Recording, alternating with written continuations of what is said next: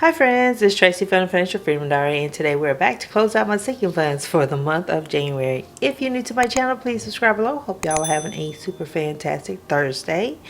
Let's jump right into it. We're going to get right into what I spent for the month out of my sinking funds. So the first thing, well, really the first thing that came out was for my Fitbit. It was January 19th, and it came out of subscriptions fund. It was $87.79.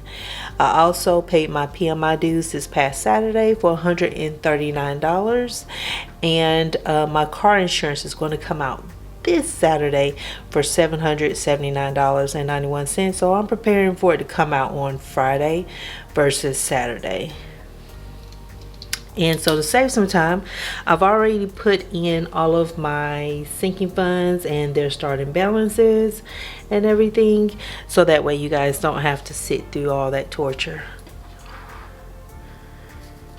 Alright, so for the month of January, I don't have any birthdays or anything like that, so I only added $160. Can I get it right? My starting balance for the gifts was $244.90.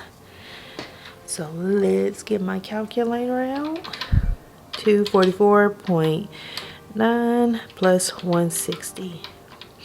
And it's 404.90 is my ending balance for my gift sinking fund. So I started out pretty good. I didn't do too bad over Christmas with all the shopping that I was doing. So very happy about that, because last year I think I started off in the negative because I was over shopping, just doing too much. Okay, so medical, I started out with $404.47, and I deposited $40 into that. I'm not sure why I keep moving this paper. 404.47 plus 40 is 444.47. It's a lot of fours. I could have guessed that, could have done a little math, but I didn't. And it's a miracle that my neighbor's dog isn't cutting up like he's been doing lately. Maybe it's too cold. It's too cold for him probably. Subscriptions. I started subscriptions with $438.18, and then I deposited $40 into that. So $438. You know what? Don't do that. I gotta add these up. So it was $139 plus 87.79, and I withdrew from subscriptions $226.79. I had completely forgot that I had got the upgrade to the Fitbit. Can't remember when I did it, but that expired, so I'm just paying that, and it's been pretty good at showing me like resting heart rate and stuff like that. So when I'm sitting too long and I don't get a chance to work out, I'll see that number go up. So 438.18 plus 40 was 478.18 minus 226.79, and that leaves me with 251.39.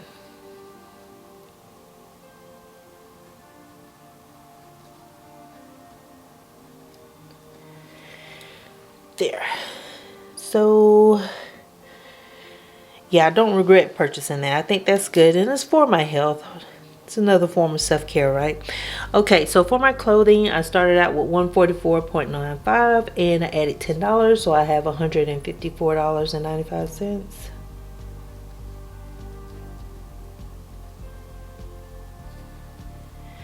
And car maintenance, I started off with $0, because back in December I had spent everything that I had in car maintenance, and I had to dip into my emergency fund, and so I added $150. So I'm starting off with $150. I really need to have this paper at an angle. Insurance. This is car insurance and renter's insurance. So on January 28th, I have $779 coming out, so I need to put that here before I forget. These sevens look weird. How are you guys doing?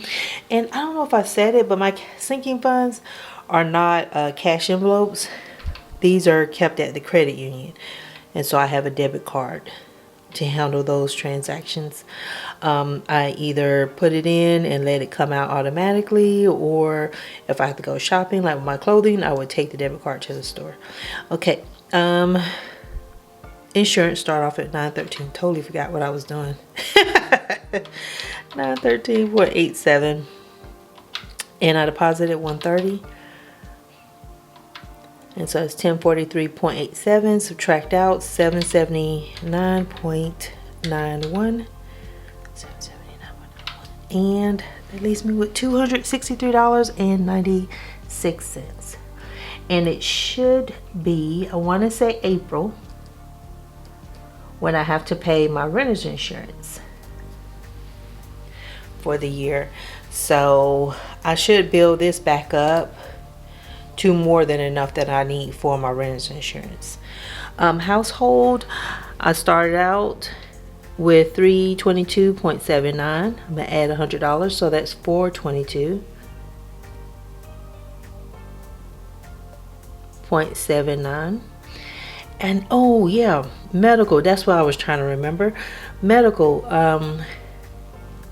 it was suggested like I saved like $1,000, add $1,000 to it, but I do have my FSA at work, right? And I put $1,000 into that every year. Except for the past 2 years, I typically don't even spend up that $1,000. I think the year before last, I used it on my dental. This past year, I used it on like going to the chiropractor. But normally, I don't use that up. So that's why it's just $1,500 between the two. All right, travel is next. I have $1,200 sitting there for that. I haven't added anything or taken anything away. So that's $1,200.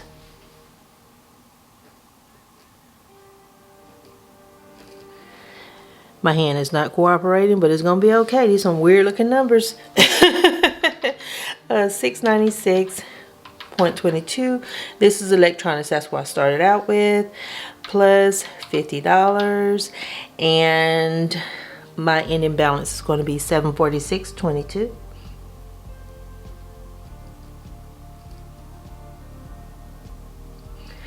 And my bill money. I didn't use any of this month, and so that is going to sit over in my primary checking account for $4,000.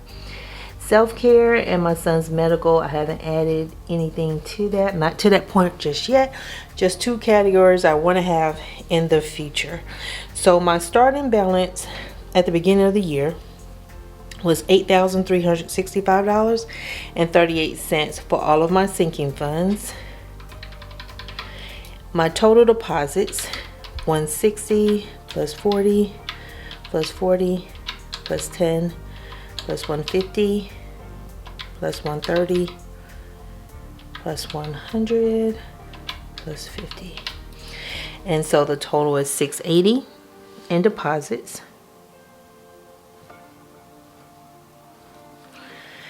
And withdrawals, $226.79 plus $779.91. It's $1,006.70.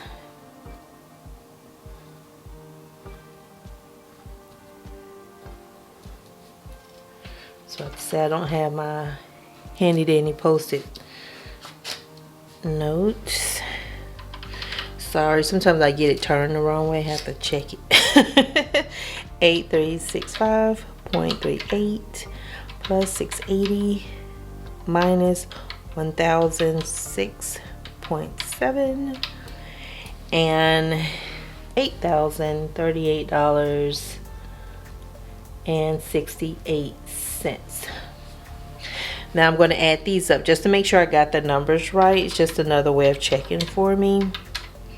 404.9 plus 444.47 plus 251.39 plus 154.95 plus 150